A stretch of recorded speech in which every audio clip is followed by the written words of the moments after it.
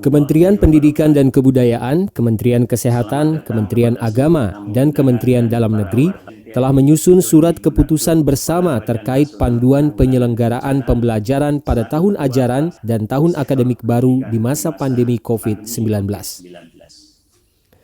Dalam telekonferensi bersama, Kementerian Pendidikan dan Kebudayaan bersama Gugus Tugas Percepatan Penanganan COVID-19, Kementerian Koordinator Pembangunan Manusia dan Kebudayaan, Kementerian Kesehatan, Kementerian Agama, Kementerian Dalam Negeri, Badan Nasional Penanggulangan Bencana, serta Komisi 10 DPR RI mengumumkan rencana penyusunan keputusan bersama 4 kementerian tentang panduan penyelenggaraan pembelajaran pada tahun ajaran dan tahun akademik baru di masa pandemi COVID-19. Dalam rangka memberikan rasa aman kepada masyarakat berkenaan dengan pembukaan satuan pendidikan untuk pembelajaran tatap muka, telah disusun draft surat keputusan bersama Menteri Kesehatan, Menteri Pendidikan dan Kebudayaan, Menteri Agama, dan Menteri Dalam Negeri sebagai panduan bagi pelaksana pendidikan di daerah. SKB ini merupakan panduan penyelenggaraan pembelajaran tahun ajaran baru di masa pandemi COVID-19 bagi satuan pendidikan formal dari jenjang pendidikan tinggi sampai dengan pendidikan usia dini, pendidikan non formal, dan ada beberapa ketentuan teknis terkait dengan pendidikan tinggi pesantren dan pendidikan keagamaan akan diatur lebih lanjut bersama Mendikbud dan Menak. Kesehatan dan keselamatan para murid, guru, dan keluarganya merupakan prinsip utama dikeluarkannya kebijakan pendidikan di masa pandemi. Tahun ajaran 2020-2021 tetap dimulai pada tanggal 13 Juli 2020. Sebanyak 94% peserta didik di 429 kabupaten kota di zona kuning, oranye, dan merah di seluruh Indonesia tidak diperkenankan untuk melaksanakan pembelajaran secara tatap muka di satuan pendidikan dan kembali melanjutkan pembelajaran secara daring. Adapun 6% peserta didik lain yang berada di 85 kabupaten kota di zona hijau dapat melaksanakan pembelajaran secara tatap muka di satuan pendidikan dengan menerapkan protokol kesehatan yang ketat. Tidak berubah jadwalnya, tetap saja pada bulan Juli 2020, ya. Tapi jadwal itu tidak berdampak kepada metode apa pembelajaran yang ada, maupun daring ataupun tatap muka. Jadinya kami tidak mengubah kalender pembelajaran.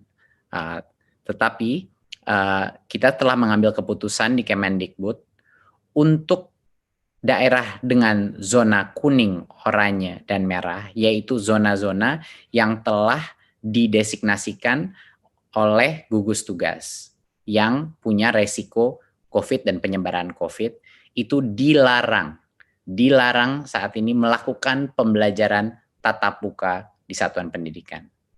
Jadinya untuk zona-zona yang merah, kuning, dan oranye ini merepresentasikan pada saat ini 94% daripada peserta didik, ya, di pendidikan dini, dasar, dan menengah.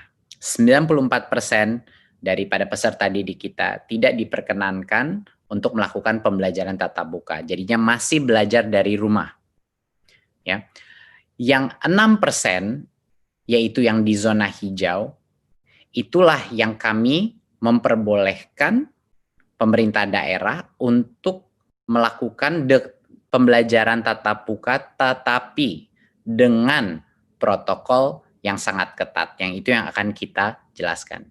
Jadi, saya ulang lagi, bahwa untuk saat ini, karena hanya 6% daripada populasi peserta didik kita yang di zona hijau, hanya mereka lah yang kita berikan persilakan untuk pemerintah daerah mengambil keputusan untuk melakukan sekolah dengan tatap muka. Sisanya yang 94% tidak diperkenankan, dilarang karena mereka masih ada resiko penyebaran COVID. Yang pertama, kami akan meminta seluruh komponen yang ada di masyarakat, bukan saja komponen formal yang ada di penyelenggaraan pemerintahan, tapi juga lembaga-lembaga non-formal untuk bekerja sama dalam rangka memonitoring proses belajar mengajar di masa pandemi ini. Kita akan meminta Posyandu untuk bekerja, kemudian juga ada UKS untuk bekerja. Kami juga akan nanti meminta kepada PKK untuk membantu, termasuk juga Dharma Wanita. Kita akan juga membantu serta bekerja sama dengan seluruh relawan yang saat ini sudah terdaftar banyak sekali untuk membantu di sektor pendidikan. Untuk penegakannya juga kami nanti akan memerintahkan kepada Satuan Polisi Pamung Praja untuk terus memberikan penegakan hukum serta sektor-sektor lain yang memungkinkan membantu dalam proses belajar ini. Kami akan membuka hotline di Kementerian Dalam Negeri untuk menjawab soal-soal yang akan dikemukakan oleh pemerintahan daerah, sehingga soal-soal yang ada di pemerintahan daerah ini tidak tersimpan lama, tapi langsung mendapat respon yang cepat sehingga pembelajaran menjadi tidak terganggu.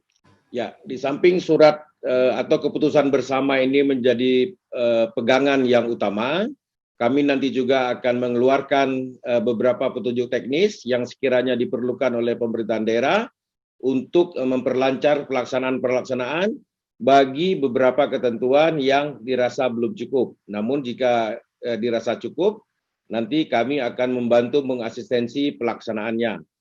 Tim Liputan Televisi Edukasi.